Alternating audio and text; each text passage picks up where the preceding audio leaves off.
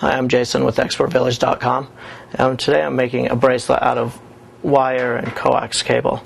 So far we've got our wire, we've made our coax beads, and we've made our clasp for the back and for the charm. So next we need to measure how much wire we're going to need for the whole bracelet. And if I just put it around my wrist and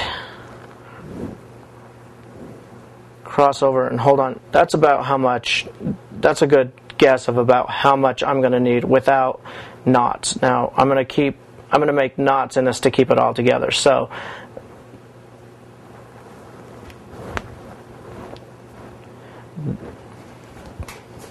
I'm going to mark on my table. Just keep visual of where I'm at. I'm going to mark on the table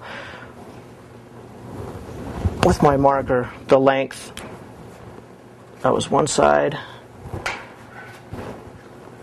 and this was the other side. I'm going to use this to measure.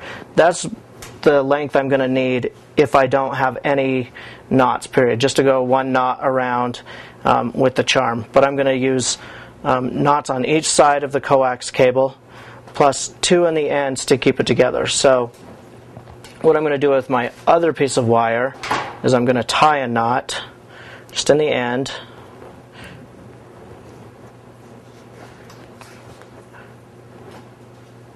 and I'm going to need 4 and possibly 5 just for good measure, because we can cut a little bit off.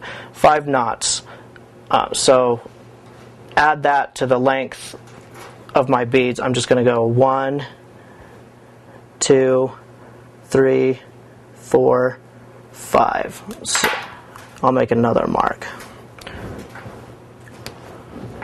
And if you don't want to mark on your table, get a piece of paper out and just mark on your paper. So now I've got the length for my wrist and with 5 knots. So I can actually cut my wire off there,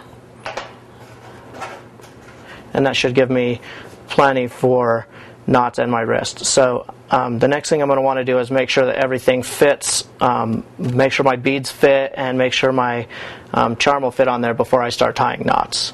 So we'll do that next.